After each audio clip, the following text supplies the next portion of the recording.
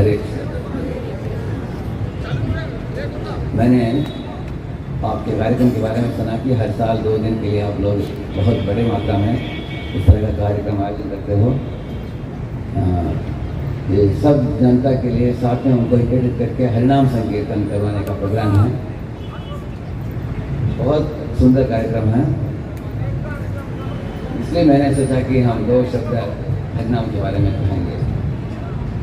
भगवान श्री चैतन्य महाप्रभु बंगाल के देश में तो 500 साल के पहले अवतरित होकर हरिनाम का, हरे कृष्ण महामंत्र का प्रचार प्रसार सारे भारत में किया।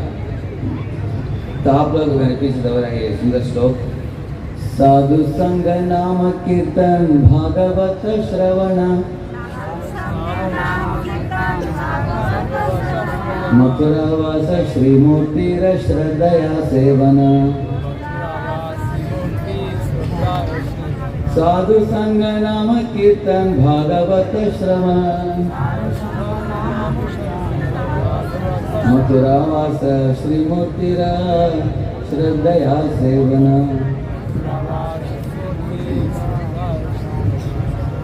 शास्त्र में बताया है कि ये पंचांग भक्ति जो है, जो मैंने आपको अभी बताया, ये 5 चीज बहुत महत्वपूर्ण है।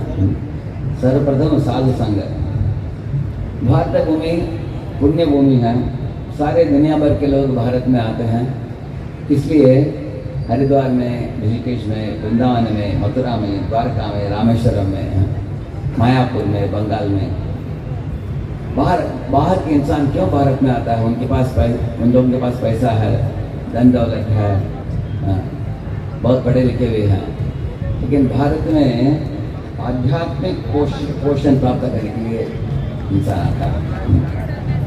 आप देख सकते हैं कि हर देश किसी चीज़ के लिए प्रसिद्ध है। जैसे गल्फ होता है, उन लोगों के पास ऑयल है, पेट्रोल डीजल उनके पास। स्विट्जरलैंड के पास वॉचेस है, जर्मन के लोगों के पास मशीन है, जापान के लोगों के पास सॉफ्टवेयर, हार्डवेयर, कंप्यूटर प्रोडक्ट्स है उनके पास। जो मलेशिया में उनके पास रबर है, चंदन है। इस तरह से भारत के पास क्या है? भारत के पास आध्यात्मिक शक्ति है। तो भारत जो है सारे दुनिया का, भारत विश्व गुरु है अध्यात्म में। इसलिए आध्यात्मिक पोषण के लिए अनेक लोग भारत में आते हैं। भारत भूमि पुण्य भूमि। क्यों पुण्य भूमि है? क्योंकि इस भारत में अनेक दिव्य स्थल हैं, जैसे वृंदावन, मथुरा, द्वारका, जैसे मायापुर, रामेश्वरम। ऐसे साथ साथ भारत में अनेक साधु संतों की अवतरण भी हुआ है। महान आचार्य जैसे चैतन्य महाप्रभु बंगाल में अवतरित हुए। इसी तरह श्रीपद रामानुजाचार्य, श्रीपद माधवाचार्य, श्रीपद शंकराचार्य, ऐसे अनेक साधु महात्मा हैं भारत में। पुरंदरदास। इसी तरह भारत में अनेक दिव्य नदियां हैं, जैसे गंगा, यमुना, कावेरी, गोदावरी, सरस्वती, नर्मदा। ऐसे और भारत में भगवान खुद भी अवतरित होते हैं, कृष्ण के रूप में, राम के रूप में अवतरित होकर लीला कृष्णा करते हैं भगवान भारत में। और उन लीलाओं को पढ़कर, रमकर भारत की जनता जो है एक दिव्य भव्य जीवन जीते हैं, उनके भगवान के विधिविधानों का पालन करते हुए। जब हम लोग वृंदावन जाते हैं, उधर कोई रिक्शा वाला भी राधे राधे बोलेगा, कोई हट कोई नहीं बोलेगा। तो इस तरह मायापुर में जाते हैं, सब लोग गौरंग गौरंग बोलते हैं, महाप्रभु के नाम लेते हैं। तो भारत पुण्य भूमि है, और इस पुण्य भूमि में धरती में आप सब लोग जन्मे हो। तो भगवान श्री चैतन्य महाप्रभु बोले, भारत भूमि तक मनुष्य जन्मया, जन्म सार्थक कर परम उपकार। जारे देखो तारे कहो कृष्ण उपदेश, हमारा आज्ञा गुरु गया तारा यही देश। उन्होंने बोला, भारत भूमि में जिन जिन लोगों का जन्म हुआ है, उनका कर्तव्य है पहले आप अपने जीवन को सार्थक बनाओ, उसके बाद बाकी लोगों को भी उद्धार करो, इस दुनिया में तड़पने वाले जीवों को भी। जैसे अगर मेरा हाथ पैर बंध गया है, किसी ने बांध करके रखा है रस्सी से, मैं दूसरे व्यक्ति को छुड़ा नहीं पाऊंगा। सिर्फ पहले अपने आप को छुड़ाना पड़ेगा, उसके बाद हम दूसरों को भी छुड़ा सकते हैं। इसे बताते हैं जन्माचार्य को भी कर पारा उपकार, ऐसे बताते हैं। तो सर्वप्रथम हम इसके बारे में बताएंगे, साधु संघ के बारे में। तो श्रीमद् भागवत के अंदर ऐसे एक प्रसंग आता है कि श्रीपाद नारद मुनि जो थे वो अपने ही 3 जन्म के बारे में वर्णन करते हैं भागवत में। बताते हैं कि पहले में एक गंधर्व था स्वर्गलोकों में, मेरा नाम था उपबर्हण। उस समय हमेशा मेरे साथ अनेक अप्सराएं रहती थी, हम इधर उधर घूमते घामते थे। और खूबसूरत शरीर था, घुंघराले बाल थी, मधुर कंठ था, बाज बजाता था और इस तरह के स्त्रियों के संग में घूमता घामता था। उस संग में एक बार ऐसे करते करते उन्होंने बताया कि मैं पहुंच गया एक देवताओं के सभा में। वो लोग मीटिंग होने के बाद भगवान हरि की गुणगान कर रहे थे, हरिनाम संकीर्तन कर रहे थे। मैं उधर जाकर उटपटांग कुछ गा लिया, जैसे अगर कोई हरिनाम जाकर इसमें कोई सिनेमा के गाना गाता तो कैसे होगा ऐसे। ये देखकर देवता लोग कुपित होकर मुझे एक श्राप दिया। बोला कि अरे धूर्त, तुम भगवान की गुणगान जब चल रहा है तब तुमने इस तरह का अपशब्द बोला, इसलिए तुमको हम श्राप देते हैं कि तुम एक दासी पुत्र बन जाओ। एक क्षण मात्र में जो बहुत बड़ा गंधर्व था, पहले खूबसूरत शरीर था, बहुत नाम यश था उसकी, ऐश्वर्य में जीता था पहले, लेकिन आसमान से नीचे गिर पड़ा वो धरती में, एक गांव में, एक साधारण झोपड़ी में एक दासी का पुत्र बनकर। और वो 5 वर्ष का जब बालक बना, एक दिन की बात है, उसी गांव में एक गुरुकुल भी था ब्राह्मणों का। उस गुरुकुल में वास करने के लिए कुछ वैष्णव लोग आ पहुंचे उधर। और वो इस दासी के झोपड़ी के निकट ही था वो गुरुकुल। ये दासी ने देखा कि कोई संत महात्मा आया है, चलो बेटा हम भी जाकर दंडवत प्रणाम करते हैं, साधु संतों के आशीर्वाद प्राप्त करते हैं। साधु संतों के पास शक्ति होता है, वो हमेशा अपने हृदय में भगवान को धारण करते हैं और भगवान हरि के बारे में चर्चा करते हैं, हरि की कीर्तन करते हैं, सदा भगवान की लीला चेष्टाओं में रमते हैं। चलो हम जाकर उनके आशीर्वाद प्राप्त करके आएंगे। उसे माँ ने अपने छोटे बच्चे को भी लेकर उन साधुओं के पास पहुंच गई, दंडवत प्रणाम किया, उनको सेवा याचना की उन्होंने। तो ये माता रोज प्रसाद बनाकर इन साधुओं को देने के लिए आयोजन करती थी। तो अपने छोटे 5 वर्ष के बालक को उन्होंने सेवा दे दिया, चलो बेटा ये प्रसाद का प्लेट लेकर जाओ, साधुओं को परोसो, उसके बाद उनके प्लेट धोना। इस तरह साधु संतों की सेवा करना, सेवा में लगा दिया बच्चे को, बच्चा इससे चलता था, वापिस लौट आता था। ऐसे 2-4 दिन बीतने के बाद बच्चे ने देखा कि साधु संत लोग हमेशा प्रसन्न चित्त के साथ भगवान हरि की लीला चेष्टाओं का चर्चा करते हैं। भगवान हरि ये शब्द का ही नाम है, सर्व अमंगल हरे इति हरि। सब तरह की अमंगलता को मिटाने वाले जो व्यक्ति होते हैं उनका नाम है हरि। भगवान हरि के बारे में भागवत में वर्णन आता है। तब परीक्षित महाराज पूछते हैं सुखदेव गोस्वामी को, एक व्यक्ति अगर मृत्यु के निकट पहुंचा गया हो, नहीं तो साधारण जनता भी जो हो, इन दोनों के लिए धर्म क्या है आप बताइए। तब सुखदेव गोस्वामी ने बताया, तस्मात् भारत सर्वात्मा भगवान ईश्वरो हरिः श्रोतव्य कीर्तितव्यश्च स्मर्तव्यश्च तेच्छता अभयम्। बताते हैं कि भगवान का मतलब षडैश्वर्य पूर्ण भगवान है, जो सबसे खूबसूरत हैं, सबसे धनी हैं, सबसे यशस्वी हैं, सबसे शक्तिशाली हैं, सबसे विरक्त हैं। इससे जो भगवान है हरि, और उनका नाम भी है हरि, और वो सर्वात्मा है, हर जीव के हृदय में आत्मा के निकट खड़े हैं परमात्मा के रूप में। और वो ईश्वर हैं, अनंत कोटि ब्रह्मांड को रचाते हैं, हर ब्रह्मांड में घुस जाते हैं, हर ब्रह्मांड के अंदर कोटि कोटि अणुओं को तैयार करते हैं, अणु में भी बच जाते हैं, और 14 लाख योनियों में जीवों को डालते हैं। हर जीव के साथ वो भी परमात्मा के रूप में उनके हृदय में अंतर्यामी के रूप में निवास करते हैं। ऐसे भगवान हरि की नाम रूप गुण लीला इत्यादि का चर्चा करना चाहिए, कीर्तन करना चाहिए। जो करेगा इस दुनिया में अभय को प्राप्त करेगा, मृत्यु के बाद वैकुंठ में पहुंच जाएगा। ऐसे सुखदेव गोस्वामी जी बताते हैं। इसलिए ये साधु महात्मा लोग हमेशा हरि की चर्चा करते थे।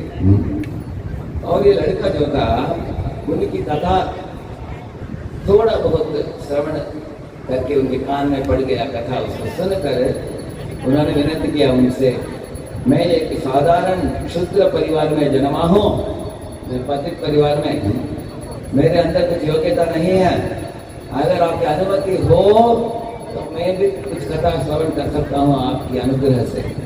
तो वो लोगों ने बोला, हे बच्चे, तुमको भगवत कथा श्रवण करने के लिए कुछ करोड़पति होने की जरूरत नहीं, ऊंची जाति में जन्म लेने की जरूरत नहीं, किसी भी योग्यता की जरूरत नहीं, सिवाय सिर्फ आपके अंदर श्रद्धा होनी चाहिए। बस तुम्हारे अंदर वो श्रद्धा है भगवान हरि में, इसलिए तुम बैठकर श्रवण कर सकते हो। हम जब हरि की कथा बोलते हैं आकर तुम भी बैठो, जैसे आप लोग आकर आज बैठे हैं, इसी तरह वो लड़का उनके पास में बैठा।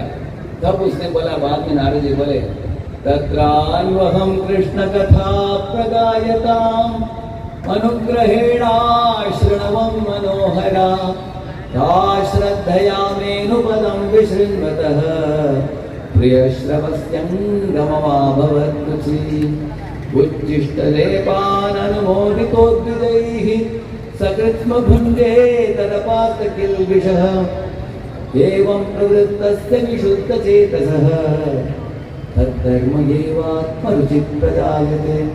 ये लड़का बोल रहा है कि जब मैं उनकी प्रवचनों को सुना, मेरे हृदय में भगवान की लीला जिसका बहुत मनोरम महसूस हुआ।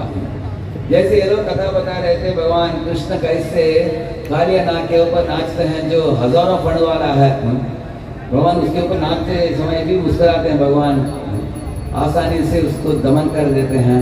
भगवान कैसे गोवर्धन पर्वत को उठाते हैं, भगवान कैसे दावाग्नि को पी लेते हैं, भगवान कैसे पुतना का वध करते हैं, इन सर की लीलाओं का बात करते थे वो लोग।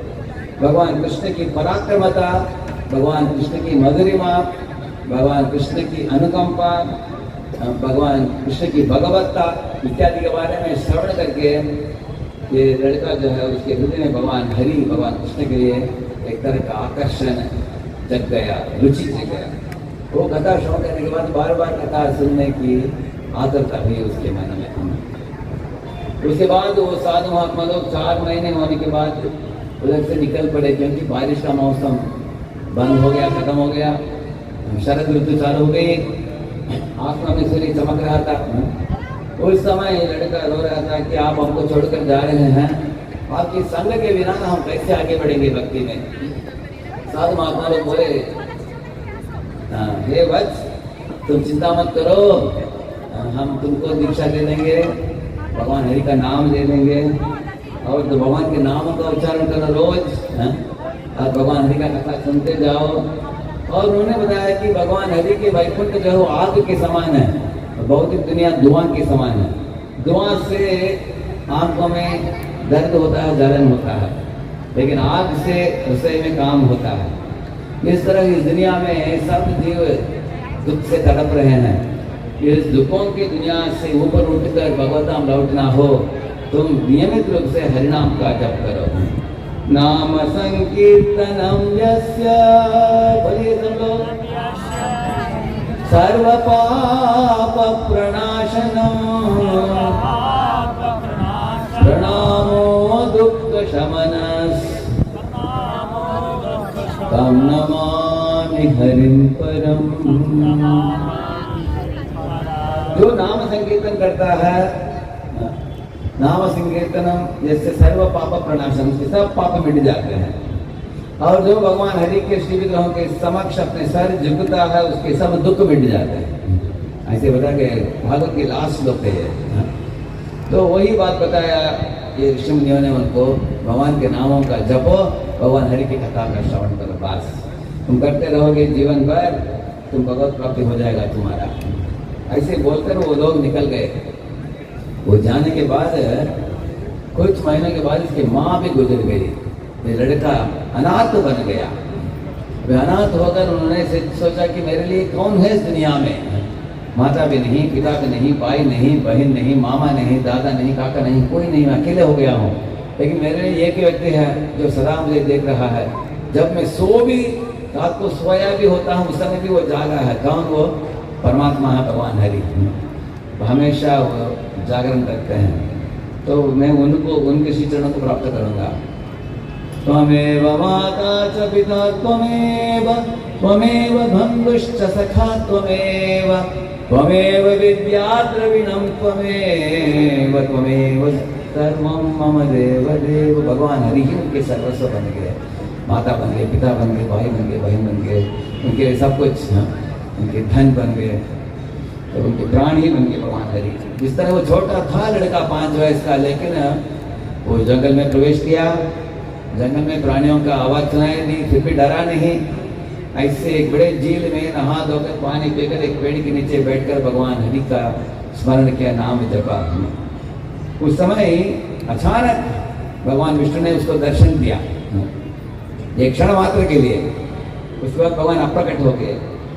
तो वो लड़का एक क्षण के लिए देख लिया कि भगवान विष्णु जो हैं वो पीतांबर पहने हैं, जो चमक रहा है उनके धोती, और उनके शरीर जो है नीलमणि के बराबर चमक रहा है। उनके सुंदर चेहरा है, उनका मुकुट है, कुंडल है, उनका चतुर्भुज रूप है, शंख चक्र गदा पद्म को धारण करके। उनके वक्षस्थल में वैजयंती माला है, कौस्तुभ मणि है, श्रीवत्स चिन्ह है। बच्चे ने एक क्षण में देख लिया सब। वो सुंदर रूप बार बार देखने को मन किया उसको, लेकिन देख नहीं पाया। बार बार ध्यान लगा, नाम जपा, भगवान आ नहीं रहे थे, बच्चा रोने लगा। उस समय भगवान आकाशवाणी होकर भगवान ने बताया, हंत अस्मिन् जन्मनि भवान मां द्रक्षुमिहार्हति, अविपक्व कषायाणाम दुर्दर्शोऽहं कुयोगिनाम। उन्होंने बताया कि हे वत्स, इस दुनिया में अगर किसी का चित्त शुद्ध नहीं हुआ है, वो मेरा दर्शन नहीं प्राप्त कर सकते हैं। और जिनकी सेवा में पूर्ति नहीं हुआ है, वो भी मेरा दर्शन नहीं कर सकता है। इसलिए तुम सेवा भरपूर करो और तुम्हारे चित्त को शुद्ध करो। नाम करते करते इस जीवन भर तुम मुझे देख नहीं पाओगे, लेकिन तुम्हारी मृत्यु जब होगा अगले जन्म में तुम महान भक्त बनोगे। इस तरह भगवान आशीर्वाद देकर वो भगवान अप्रकट, भगवान का आकाशवाणी जो बंद हो गया। वो छोटा लड़का था, खुश हो गया। वो कम से कम भगवान ने मुझे मार्गदर्शन दे दिया क्या करना है आगे। कोई स्थान उधर से जंगल से आगे बढ़ते गया, हरिद्वार गया, ऋषिकेश गया, वृंदावन गया, मथुरा गया, द्वारका गया। अलग अलग तीर्थ स्थलों में जाकर दिव्य नदियों में नहाता था। उसके बाद भगवान के मंदिरों के ऊपर चक्र को देखकर दंडवत प्रणाम करता था। वो मंदिरों के अंदर प्रवेश करके भगवान के शिव विग्रह का दर्शन करता था, कीर्तन में जुड़ता था, कथा का श्रवण करता था, साध महात्माओं की संग करता था, ऐसे दिव्य ग्रंथों को पढ़ता था, भगवान का नाम जपता था। ऐसे एक स्थान से दूसरे स्थान चलते चलते चलते अपने जीवन बिताया वो लड़का। मरते ही जब शरीर त्यागा एक दिन एक दिव्य स्थल में, उसी तत्क्षण उसको नारद जी का शरीर मिल गया। उसको अगले जन्म में नारद का सुंदर शरीर मिला, उसको दिव्य शरीर मिला।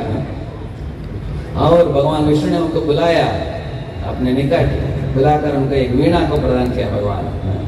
इस वीणा को लेकर तुम अभी सारे दुनिया में विचरण कर सकते हो, स्वर्ग में भी जा सकते हो, गोलक में भी जा सकते हो, वैकुंठ में जा सकते हो। कहीं जाना हो तुम्हारे लिए आज़ादी है, फ्रीडम है, कहीं भी जा सकते हो आप। और जाकर प्रचार करो भगवान के लीला चेष्टा इत्यादि का। इसलिए बाद में नारद मुनि खुद ही बताते हैं, देवदत्तां इमां वीणां स्वर ब्रह्म विभूषितां मूर्छयित्वा हरिकथा गायमानश्चराम्यहम्। मैं बोल रहे हैं नारद जी, मैं वीणा लेकर विचरण करता हूँ, अलग अलग स्थानों में जाकर प्रचार करता हूँ। और मेरे पास अभी भौतिक शरीर नहीं है, मेरा शरीर आध्यात्मिक शरीर है। कैसे पता उनको? ऐसे विचरण करते करते करते करते नारद जी पहुंच गए लंका में। एक बार लंका नरेश रावण ने उनको देखते ही बोला कि हे नारद इधर आओ। बहुत समय से मैं सुनता आया हूँ, राज विद्या ब्रह्म विद्या करके कोई तो विद्या है, मैंने सुना है कि आप जैसे भक्त लोग जानते हो, तुरंत मुझे बोल दो अभी, ऐसे बोला रावण ने। तो नारद ने बोला कि अगर दिव्य ज्ञान चाहिए गुरु से, ये तो नम्र होकर झुक कर तुमको सीखना होगा, इस तरह अहंकार के वश में आकर तुम कैसे सीखोगे, ऐसे पूछा उन्होंने। रावण बोला मैं किसी को झुका नहीं, आज तक मेरे भाई का भी पुष्प का विमान चोरी करके लाया हूँ, किसी की बात नहीं सुनता मैं। अगर आप ज्ञान नहीं दे सकते हो, इसी क्षण आपको मार दूंगा करके अपने तलवार उठा लिया हाथ में और ऐसे काटा उनके शरीर। लेकिन उनका शरीर तो कटा ही नहीं, नारद तो हंस रहे थे। जैसे अगर एक लाइट का बीम हो इधर, उस लाइट के बीम को ट्यूबलाइट का कुछ बीम हो, काटने से क्या होगा, कुछ नहीं होगा। तब उसको पता चल गया कि नारद जी को अभी दिव्य शरीर मिल गया है। हमारा शरीर पंचमहाभूतों से बना हुआ है, हमको डर होता है कि कुछ गाड़ी टुकड़ा न दे हमको, कुछ एक्सीडेंट न हो जाए, व्याधि न हो जाए, हमको डर होता है हमको। लेकिन नारद जी को दिव्य शरीर मिल चुका था जो सच्चिदानंद स्वरूप है। जिस तरह भगवान कृष्ण का सच्चिदानंद रूप का शरीर है, प्रभु रामचंद्र का, कृष्ण का, इसी तरह है नारद जी को भी ऐसे शरीर मिल गया था। तो आप सब लोग इधर जो बैठे हो, आपके पास भी ऐसे ही सच्चिदानंद रूप का शरीर है, लेकिन उसके ऊपर दो आवरण आ गए हैं, मन का और पंचमहाभूत के शरीर का। पंचमहाभूत के शरीर में व्याधियां होता है, मन में हम लोग हतोत्साहित होते हैं इस दुनिया में, इसके कारण हम लोग दुख से पीड़ित हैं दुनिया में। लेकिन जिस तरह से ये जो दासी पुत्र भक्ति करके साधु संतों के संग में रहकर नारद बना, इस तरह हम सब लोगों के अंदर उस क्षमता है कि हम भी साधु संतों के संग करके हम भक्ति में आगे बढ़ सकते हैं। ये कैसे महान साधु हैं श्रील प्रभुपाद जी, जो बंगाल में उनका जन्म हुआ कलकत्ता में। उन्होंने अपने गुरु को 1922 में जब मिला, उनके गुरु ने बोला, उनका नाम था अभय बाबू उस समय। उनके गुरु ने बोला कि आजकल एक साधारण इंसान भारत में अमेरिका नहीं तो लंदन दौड़ रहा है पढ़ाई के लिए, पैसा कमाने के लिए, इत्यादि के लिए। भारतवासी अपने ही संस्कृति को भूलकर पाश्चात्य देश की संस्कृति को नकली कर रहा है इसका। इसलिए तुम अगर पाश्चात्य देश के लोगों को नचाओगे हरि कीर्तन में, उसको देखकर भारतवासी भी हरि कथा हरि कीर्तन को गंभीरता से लेगा, ऐसे बोला। जैसे अभी अमेरिका के लोग जो है तकनीकी में आगे बढ़ चुके थे बहुत, लेकिन अध्यात्म में बड़े पूज्य थे, कुछ मालूम नहीं था उनको। लेकिन भारत में अध्यात्म जो है उसमें बड़े निपुण हैं लोग, शास्त्र बहुत हैं, पंडित लोग बहुत हैं, अनेक लोग पुण्यात्मा होते हैं। तो प्रभुपाद जी ने बोला कि अंधा पंग न्याय बोला है। भारतवासी के पास आंखें हैं, दिव्य आंखें, लेकिन वो तकनीकी के तौर पर लंगड़े हैं। लेकिन अमेरिका के पास तकनीकी है, लेकिन वो अंधे हैं।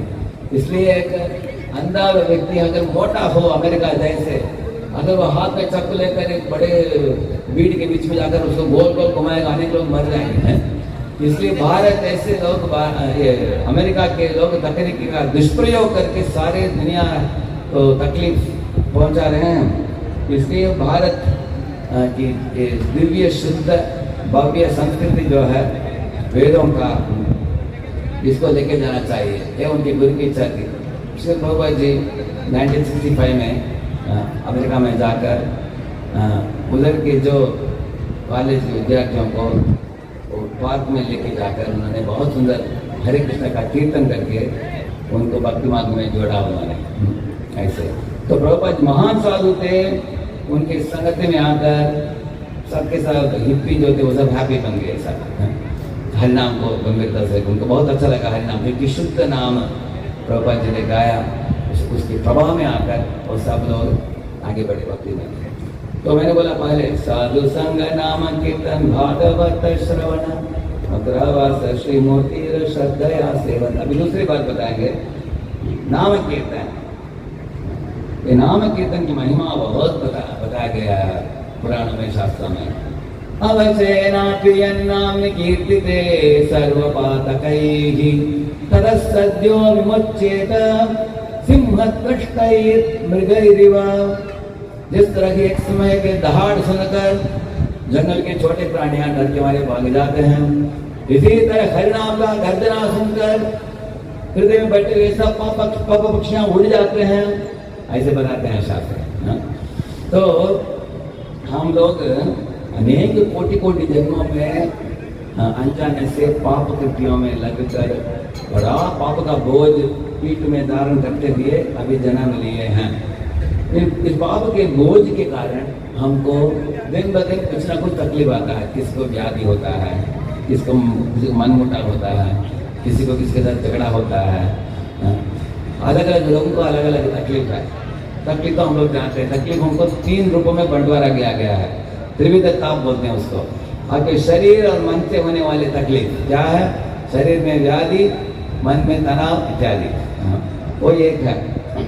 दूसरा है परजीव आपको क्लेश देते हैं। जैसे बहुत भीड़ भाड़ है बस में, कोई पॉकेट में हाथ डालकर आपके पर्स को उठा लेता है, बाद में आपको पता चलता है कि पैसा गया। ऐसा होता है।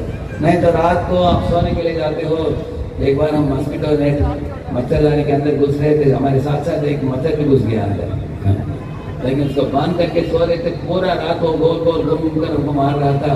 अगले दिन देखा चेहरा इतना सूझ गया। तो इस तरह आप देखेंगे बाकी प्राणी आपको तकलीफ देते हैं, उसको अधिभौतिक बोलते हैं। आदि आत्मिक का मतलब है शरीर मन से, अधिभौतिक का मतलब दूसरे प्राणियों से, और अधिदैविक का मतलब है जैसे भूकंप, नहीं तो अनावृष्टि, अतिवृष्टि, नहीं तो सुनामी इत्यादि।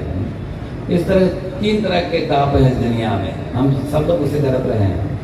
तो ये जो हरि कीर्तन जो करता है व्यक्ति, हरिनाम का जप 2 तरीके के हैं। एक है जप है हरे कृष्ण कृष्ण कृष्ण हरे हरे, हरे राम राम राम हरे हरे, हरे कृष्ण कृष्ण कृष्ण हरे हरे, हरे राम राम राम हरे हरे, हरे कृष्ण कृष्ण कृष्ण हरे हरे, हरे राम राम राम हरे हरे।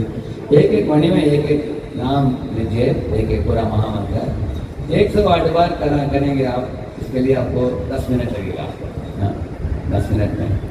तो इस तरह से नाम जप कर सकते हो। नहीं तो नाम का कीर्तन, जैसे मैं शुरुआत में मैं कर रहा था, वो कीर्तन है ना। कीर्तन दोनों कर सकते हैं आप, नाम जप। दोनों से क्या होता है, हमारे चित्त का मल मिटता है। हमारे अंदर जो, जैसे कभी कभी आपने देखा होगा प्रातः काल में एक म्यूनसिपालिटी से एक व्यक्ति आता है, उसके पीठ में एक सिलेंडर होता है, हाथ में एक ऐसा स्टिक होता है, देखा आपने,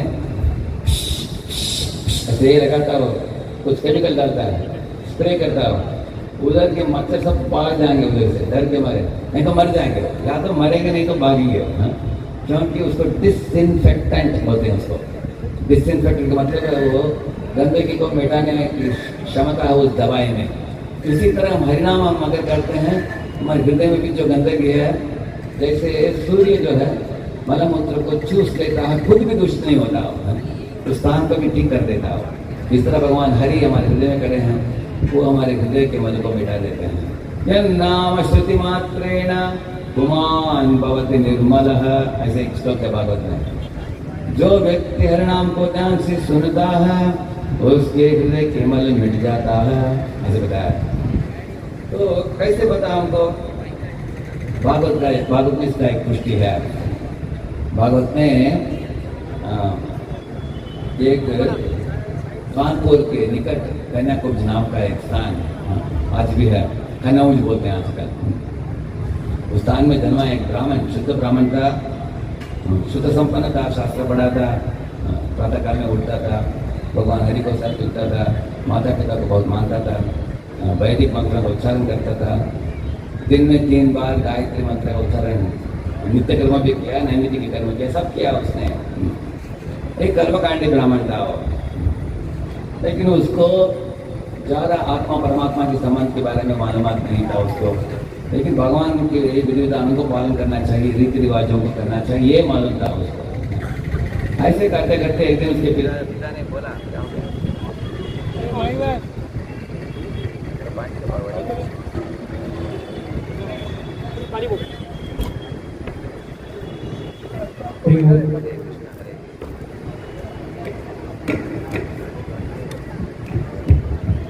कृष्णा। एक दिन की बात है, एक दिन की बात है, उनके पिता ने बोला चलो बेटा जंगल में जाकर भगवान की सेवा के लिए फूल उगाड़ कर लेके आओ।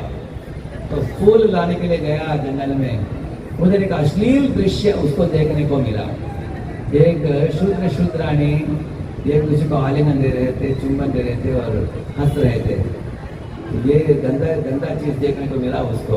आजकल तो अनेक लोग स्मार्टफोन में देखते हैं, नहीं तो सड़क में भी देखते हैं इस तरह के दृश्य। प्रभु बोले उस जमाने में एकाध वक्त ऐसे दृश्य कोई देख सकता था, लेकिन आजकल आसानी से देख सकता है कोई भी। लेकिन वो दृश्य को देखने के बाद उसके मन में काम वासना अंकुरित हो गया। घर तो वापस लौट आया, लेकिन उसका पूरा मन बार बार उस गंदे विचार को सोच रहा था और वो अपने मन को हटा नहीं पाया उससे। इसके कारण और भी दूषित होता गया हो। तो एक दिन उसने सोचा कि वो वेश्या को ही अपने घर में लाया जाए। उसको नौकरानी के रूप में बुला लिया अपने घर में। थी वो नौकरानी, लेकिन अजामिल अपने धर्मपत्नी जो पतिव्रता नारी थी, उनकी पत्नी, उनकी उपस्थिति में भी उसको परवाह न करते हुए उस नौकरानी जो वेश्या थी उसके साथ संग जोड़ने लगा। तो पत्नी धर्मपत्नी रोने लगी, उसको मैका में भेज दिया। माता पिता जो धार्मिक माता पिता थे उनको भी भगा दिया। तभी घर में अकेले होने के कारण उस वेश्या से विवाह करके उसके योनि में 10 पुत्र पैदा किए जो पाप के ही स्वरूप थे। अपने पाप इससे कृत्य में लगा एक वेश्या का वो व्यभिचार में फंस कर, और उस वेश्या को खुश करने के लिए उसने डकैती, चोरी, मारामारी, खून करना इत्यादि में लग गया। युद्ध क्रीड़ा इत्यादि में था। बड़ा ब्राह्मण पहले पतित हो गया, धूर्त हो गया हो, ऐसे अभी नरकगामी हो गया हो, ऐसे उनका गंदा जीवन बन गया उसका। तो एक दिन की बात है जब वो बिस्तर में मृत्यु शैया में लेटा था, बूढ़े होकर हरे कृष्णा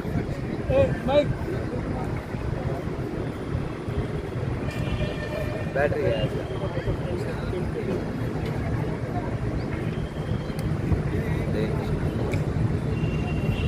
भाई हरिवाल हरे कृष्णा। तो उसके लास्ट जो पुत्र था, अंतिम पुत्र जो छोटा पुत्र था, नाम था उसका नारायण।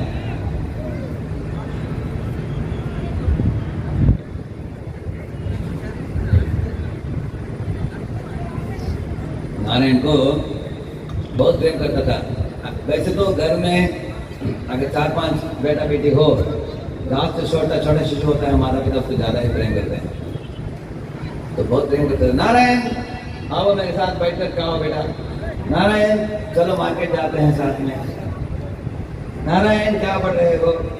ऐसे बार बार नारायण नारायण नारायण नारायण नाम बुला बुला कर उसका पुण्य भी थोड़ा थोड़ा बढ़ भी रहा था उसका ऐसे। इसलिए भारत में लोग ऐसे नाम देते हैं, केशव, माधव, कृष्ण, गोपाल, गोविंद, चैतन्य, ऐसे नाम देते हैं, क्योंकि बच्चों के नाम देने से माता पिता को मौका मिलता है बार बार एक दिव्य नाम पुकारने के लिए। लेकिन आजकल कोई गुड्डू बिट्टू गुड्डू बिटिया चिड़िया ऐसा नाम देते हैं, इससे नाम कुछ लाभ नहीं है ना। तो इसलिए भगवान के नाम देते थे बच्चों को ऐसे। तो एक दिन की बात है, अचानक मृत्युशैया में और जोर से चिल्लाने लगा, क्योंकि यमदूत आ गए उसको यमलोक लेके जाकर दंड देने के लिए। तो यमदूतों को देखकर वो डर के मारे जोर से चिल्लाया, मलमूत्र का विसर्जन किया बिस्तर में ही। लेकिन डर के मारे जोर से पुकारा, नारायण ऐसे पुकारा, अपने पुत्र को ही संबोधित करके पुकारा उसने। लेकिन भगवान विष्णु वैकुंठ में ये ध्वनि सुनकर तुरंत अपने सेवक को बुलाया, चलो तुरंत, कोई मेरा नाम पुकार रहा है। तो विष्णु ने बोला, भगवान ये तो आपको नहीं पुकार रहा है, अपने बेटे को पुकार रहा है। भगवान ने बोला कि हो सकता है मुझे पुकार रहा है, चलो आप लोग तुरंत बचाओ उसको यमपाश से, ऐसे बोल दिया विष्णु ने। तुरंत विष्णुदूत आप पहुंचे उधर। यमदूत जो थे उसके शरीर में पाश को बांध कर उसको खींच कर बाहर निकालने ही वाले थे। उन यमदूतों के पाश को काट दिया विष्णुदूतों ने तत्क्षण आकर, एक क्षण मात्र में। तो बहुत आश्चर्यचकित हुए यमदूत। आज तक हमको रोकने वाला इस दुनिया में कोई नहीं है, हम तो यमराज के सेवक हैं। ये कौन देदीप्यमान शरीर वाले 3-4 लोग विष्णु जैसे ही दिख रहे हैं आगे हमारे सामने, कौन है? तो बड़ा आश्चर्य हुआ उनको। उस समय दोनों के बीच में वाद विवाद हुआ। विष्णु दूतों ने तो पूछा यमदूतों के, यमदूतों आपको क्या धर्म मालूम है क्या आपको? वो बोले किसको मालूम नहीं, हम जानते हैं धर्म क्या है। वेद प्रणीतो धर्म अधर्म सत्विपर्ययः वेदो नारायण साक्षात स्वयंभूरिति सुश्रुमा। उन्होंने बोला कि वेदों में दिया गया है धर्म क्या है, उसको देने वाले नारायण होते हैं, हम भी जानते हैं। आपको हम बता देंगे कि ये अजामिल ने क्या क्या पाप किया जिसके कारण हम लोग उसको पकड़ कर यमलोक में लेके जाने के लिए हम लोग आए हैं। ऐसे उन्होंने लिस्ट बता दिया। हाँ, वेश्यागमन किया, इतना चोरी किया, इतना डकैती किया, इतना मारामारी किया, कितने लोगों को खून किया, कितना लूटा लूटी किया, सब लिस्ट किया उन्होंने। ये सब के कारण इतना बड़ा महापाप लग गया अजामिल के ऊपर, तो हम लोग उसको लेके जाकर दंड देने वाले हैं, ऐसे बोला उन्होंने। कहा विष्णुदूत ने बोला अरे यमदूतो आप लोगों को सही धर्म के बारे में मालूमात नहीं है, इतना जानते हो आप बुरे करने वालों को यमलोक लेके जाना चाहिए, लेकिन जो भगवान के नाम का उच्चारण किया है एक भी बार वो नरकगामी कभी नहीं होता है। क्योंकि नारायण का नाम लिया इन्होंने, वो नाम लेते ही भगवान नारायण के अधीनता में आ गया अजामिल। आपके अंडर में नहीं है, यमराज के अंडर में नहीं है। अगर आपको शंका हो चलो यमराज के पास, आपके स्वामी के पास जाकर खुद ही पूछ लो उनको ही। तो ये बात सुनकर यमदूत दंग रह गए, वो धीरे धीरे हट गए पीछे। उस समय विष्णुदूतों ने नाम की महिमा बताया, अनेक महिमा बताया। मैं 2-3 श्लोक आपको बताता हूँ, क्या बताया उन्होंने। यथा गदं वेगतमं उपयुक्तं यदृच्छया अजानतोऽप्यात्मगुणं कुर्वन् मन्त्रमुदाहृतः।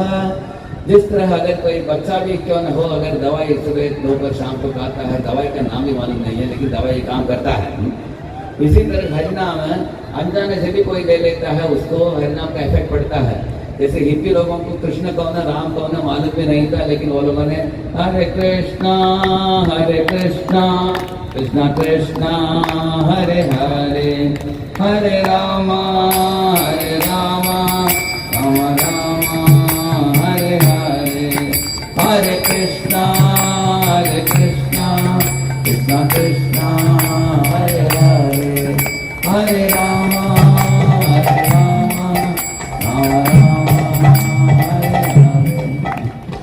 ऐसे गा गा कर वो शुद्ध हो गए हिप्पी लोग। कृष्ण राम के मालूम भी नहीं था उनको। इस तरह से उन्होंने बताया विष्णुदूतों ने उनको हरिनाम की महिमा में मालूम क्यों न हो, अगर कोई हरिनाम लेता है तो जिस तरह आज को बच्चा छूता है बूढ़ा छूता है, दोनों का एक ही असर पड़ता है, इस तरह कोई भी हरिनाम ले मुझसे उनका चित्त शुद्ध होता है। ये पहली बात बताया उन्होंने। आगे उन्होंने बताया गुरुनाम च लवनाम च गुरुनि च लघुनि च प्रायश्चित्तानि पापानां ज्ञातोक्तानि महर्षिभिः। अगर किसी ने बड़ा पाप किया है तो बड़ा परिहार चाहिए, छोटा पाप किया तो छोटा परिहार चाहिए, लेकिन अगर कोई हरिनाम लेता है तो सब पाप मुक्त हो जाता है उसका। ऐसे बोला, ऐसे ये कृष्ण नाम सर्व पापक्षय बताया। तो इसने एक ही बार जोर से निस्सहाय भावना से, निष्कपट भावना से, निरपराध भावना से नारायण ऐसे पुकारा। इस तरह जो जीव एक निस्सहाय अवस्था पर आकर भगवान को पुकारता है, भगवान हरि उसको अपने आधीनता में ले लेते हैं।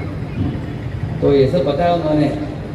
तो ये बात सुनकर यमदूतों को शंका हो गया, क्या ये अजामिल नरक में जाने के लिए योग्य है, नहीं तो विष्णु के पास रहने के लिए योग्य है। चलो हम अपने स्वामी को ही पूछते हैं। जब जाकर उन्होंने यमराज को पूछा, यमराज ये बात सुनकर बहुत खुश हुए कि मेरे सेवकों को भी विष्णुत्व को देखने को मिला है। तब उन्होंने दो महत्वपूर्ण श्लोक बोला यमराज ने। सब लोग पीछे बोलिए। नामोच्चारण महात्म्यम, नामोच्चारण महात्म्यम, हरे पश्यत पुत्रकाः अजामिलोपिते नैव मृत्युपाशालमुच्यत। हे पुत्रों, ऐसे यम किंकरों को उन्होंने बोला, देखो नामोच्चारण मात्र नहीं, एक नाम का, हरि का नाम उच्चारण करते ही यमपाश कट गया। कितना शक्ति है हरि नाम में, देखो ऐसा उन्होंने बताया। म्रियमाण हरे नाम गृणन् पुत्रोपचारितम् अजामिलोप्यगाधाम किंबुत श्रद्धया गृणन्। अरे मरते समय अजामिल जो से अपने पुत्र को संबोधित करके पुकारा नारायण करके, लेकिन भगवान नारायण उसको सुनकर अपने दूतों को भेजकर उसकी जान बचाया और यमपाश को काटा। अगर कोई श्रद्धा पूर्वक भगवान का नाम ले लेता हो कोई जीव, उसको भगवान हरि प्राप्त क्यों नहीं होंगे, ऐसे बोला। इस तरह यमराज भी हरिनाम की गुणगान किया, विष्णुदूत ने भी हरिनाम की गुणगान किया। इसलिए शास्त्र बताते हैं कि आपको चारों वेदों में पारंगत प्राप्त करने की जरूरत नहीं है। आपको हिमालय में जाकर नाग पकड़ना, ध्यान करना इत्यादि की जरूरत नहीं है। आपको किसी भी धार्मिक चीज़ों में बहुत बड़े पटु होने की, निपुण होने की जरूरत नहीं है, अगर कोई हरिनाम का आश्रय लेता हो। इसलिए चैतन्य महाप्रभु ने ये श्लोक कोट किया, आप लोग पीछे बोलिए। हरे नाम हरे नाम हरे नामैव केवलम् फलो नास्त्यैव नास्त्यैव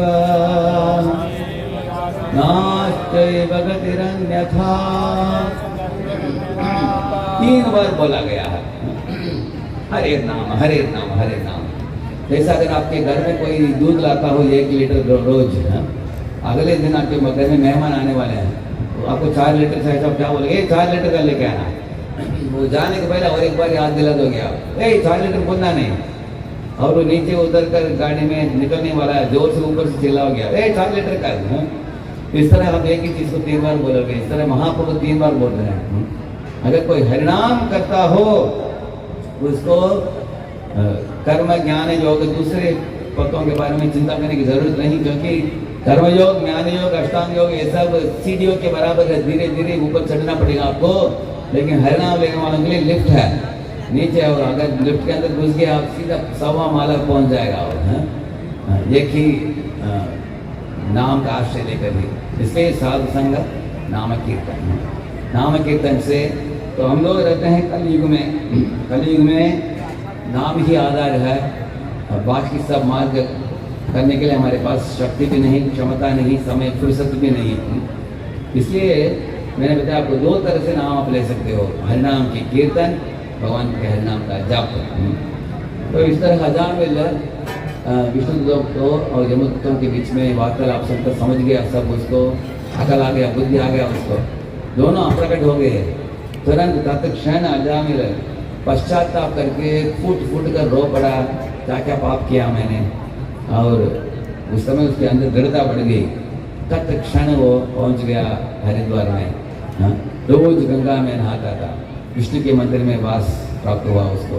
भगवान विष्णु की पूजा आराधना किया, गीता भागवत का अध्ययन किया, साधु संतों के संग किया, हरिनाम को जपा, रोज प्रसाद ही खाया। ऐसे 12 साल निर्मल जीवन जीकर वापिस उसी विष्णुदूत जिनको पहले मिला था वो लोग वापस लौटा कर वैकुंठ धाम में उसको बिठा कर उनका वैकुंठ गमन हुआ। जो नरकगामी अजामिल था वो उसका वैकुंठ गमन हुआ उसका। और ये कैसे हुआ? हरिनाम से हुआ। इसलिए हम लोग भी कलयुग में अनेक पाप कृतियों के बीच में इस दुनिया में रहते हैं आजकल। कलयुग जो है कलौ दोष निधे राजन अस्ति ही एतान महान गुणान कीर्तनात् एव कृष्णस्य मुक्त संग परम व्रजेत्।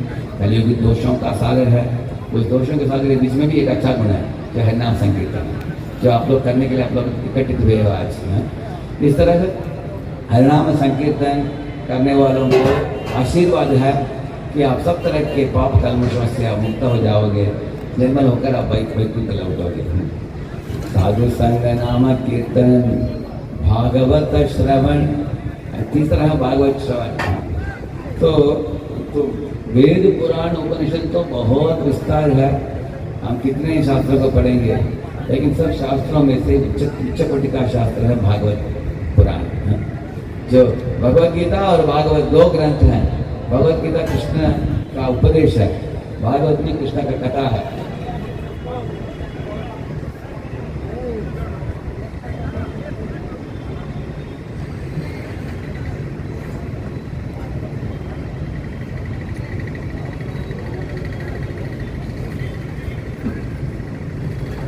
भागवत जो है जैसे पहला चरित्र है ध्रुव चरित्र, अम्बरीश चरित्र, गजेंद्र मोक्ष, समुद्र मंथन लीला, राधा कृष्ण, सीताराम, लक्ष्मी नारायण, मत्स्य कूर्म, वराह, नरसिंह, सब अवतारों का उसमें लीला वर्णन है भागवत में। आप सब कथाओं को पढ़ सकते हो जाए। साथ साथ प्रभुपाद की तात्पर्य भी है, तो कुल मिलाकर 18,000 भागवत में श्लोक हैं। बहुत मधुर किताब है। पहले गीता पढ़ लीजिए, आगे भागवत पढ़िए। भागवत पढ़ने वालों को भगवत प्रेम प्राप्त होगा, भागवत के अंदर ही बताया गया है। तो भागवत बाकी ग्रंथों से अलग क्यों है मैं बताऊंगा आपको।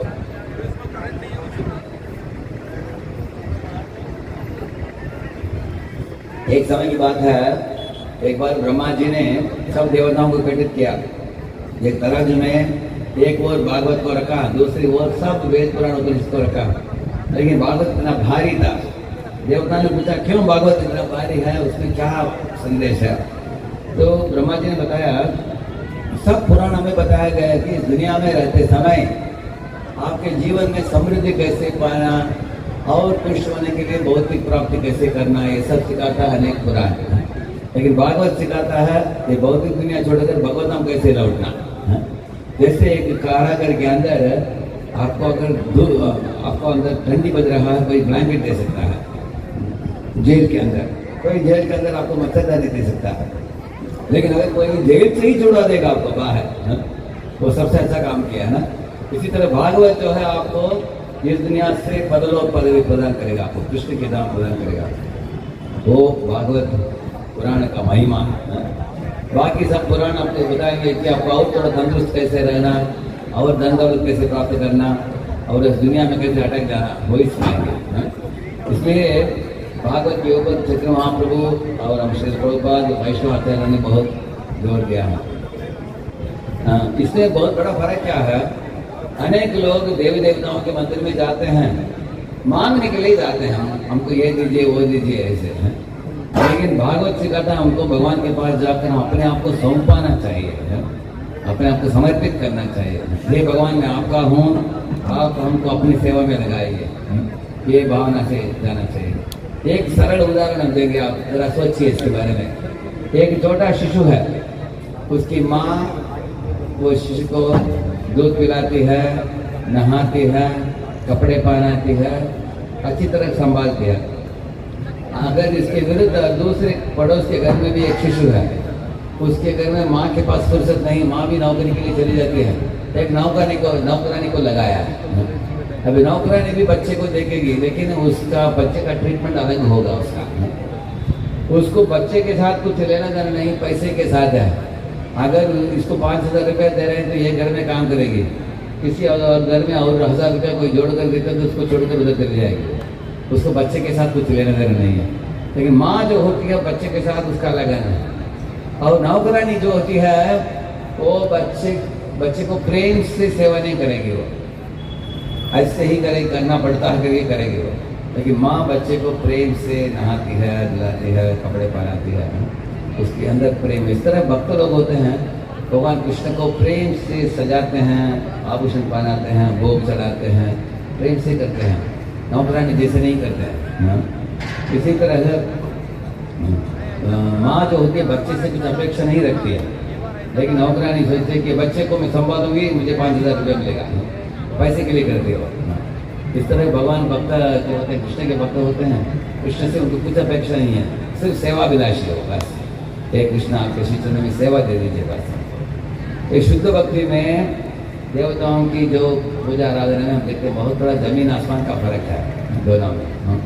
तो भागवत में आपको शुद्ध भक्ति प्राप्त होगा।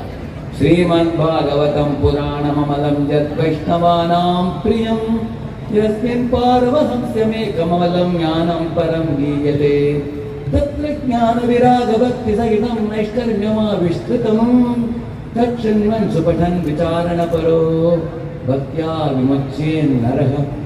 तो आपको भागवत पढ़कर शुद्ध भक्ति प्राप्त होगा, प्रेम प्राप्त होगा। अगर भगवान के लिए प्रेम जग गया तो सारे प्राणियों के लिए आपके हृदय में प्रेम जग जाएगा। स्वाभाविक रूप से किसी भी जीव से हम घृणा नहीं करेंगे, झगड़ा नहीं करेंगे। तो 3 चीज बता दिया आज मैं, भागवत साधु संगत, नाम कीर्तन, भागवत श्रवण। और मंत्रावास मतलब आपके घर को ही एक वृंदावन जैसे बना लीजिए। घर में भगवान के लिए एक आल्टर स्थापित कीजिए, राधा कृष्ण चैतन्य नित्यानंद, ऐसे हम बनाकर भगवान की रोज फूल चढ़ाना, फल चढ़ाना, भगवान की आरती उतारना और कीर्तन करना। जो करता है आजकल जिस स्थान में भगवान को रखना चाहिए उस स्थान में टेलीविजन को रखते हैं आजकल लोग। बहुत बड़ा मोटा टेलीविजन रख देते हैं। तो भगवान के आल्टर पता नहीं किधर रखता है उनके घर में, लेकिन टेलीविजन तो घर में पहुँचते ही बड़ा टेलीविजन दिखता है हर एक के घर में आजकल। लेकिन अगर उस स्थान में भगवान के लिए एक आल्टर बना दिया, आप रोज झुकते हो, भगवान को जो सर झुकेगा उसके दुख सब मिट जाएगा, भागवत बताता है इसे। तो भगवान को झुकना सिर्फ शरीर से ही नहीं, लेकिन हमारे अहंकार को भी झुकना चाहिए, उसके लिए शास्त्र को भी पढ़ना चाहिए। तो इस तरह घर को वृंदावन बनाना और शिव ग्रह की पूजा आराधना करना। तो चैतन्य महाप्रभु जो 500 साल के पहले अवतरित हुए, कृष्ण ही ऐसे चैतन्य के रूप में अवतरित हुए। तो उनका आदेश था कि हम लोग बंगाल में घर घर में जाकर दरवाजा खटखटाकर लोगों को बुलाए। जब लोग बाहर आएंगे तो उनको हाथ जोड़कर विनती करो, बोलो कृष्णा, बजो कृष्णा, करो कृष्ण शिक्षा, ऐसे बोला। तो उनके पहले प्रचार काम उन्होंने चालू किए नित्यानंद प्रभु और हरिदास ठाकुर को लेकर। उनको बोला था उन्होंने, इसलिए नित्यानंद प्रभु ने चालू की थी प्रचार काम एक गोद्रु द्वीप में, बंगाल में। नादिया गोद्रु में नित्यानंद महाजन पातियाते नमः घट दिवे रतारण। बोले नादिया गोद्रु में नित्यानंद महाजन पातियाते नमः घट। श्रद्धावान जन है, श्रद्धावान जन है,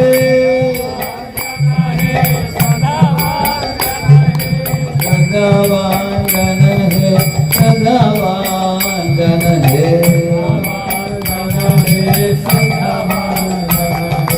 प्रभुर आज्ञा भई मगिए भिक्षा। बोलो कृष्ण, भजो कृष्ण, करो कृष्ण शिक्षा। प्रभुर आज्ञा भई मगिए भिक्षा। बोलो कृष्ण, भजो कृष्ण, करो कृष्ण शिक्षा। प्रभुर आज्ञा भई मागिए भिक्षा। बोलिए प्रभुर आज्ञा भई मागिए भिक्षा। बोलो कृष्ण, भजो कृष्ण, करो कृष्ण शिक्षा। बोलो कृष्ण, भजो कृष्ण, करो कृष्ण शिक्षा। नादिया नादिया गोद्रु में नित्यानंद महाजन पातियाते नमः दिवे रतारण। नादिया गोद्रु में नित्यानंद महाजन पातियाते नमः दिवे रतारण। अपराध शून्य होय लो कृष्ण नाम। अपराध शून्य होय लो कृष्ण नाम। अपराध शून्य होय लो कृष्ण नाम। अपराध शून्य होय लो कृष्ण नाम। कृष्ण माता कृष्ण पिता कृष्ण धन प्राण।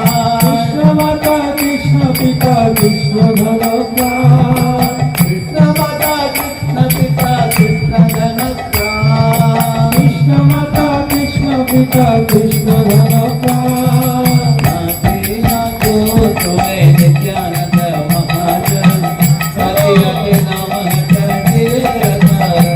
आगो दिया गो तुम्हें नित्यानंद महाजन पति नाम तो जीवे रुकारा संसार कर झाड़िया नाचा संसार करो छाड़िया नाचा मेरे संसार करो झाड़िया नाचा मेरो संसार करो छाड़िया नाचा दिव्य दया कृष्ण नाम सर्वधर्म दिव्य दया कृष्ण नाम सर्वधर्म दिव्य दया कृष्ण नाम सर्वधर्म दिव्य दया कृष्ण नाम सर्वधर्म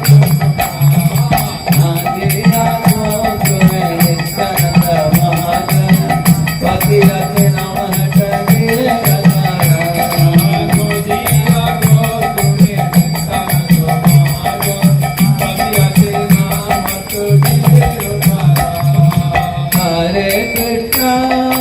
हरे कृष्णा कृष्णा कृष्णा हरे हरे हरे राम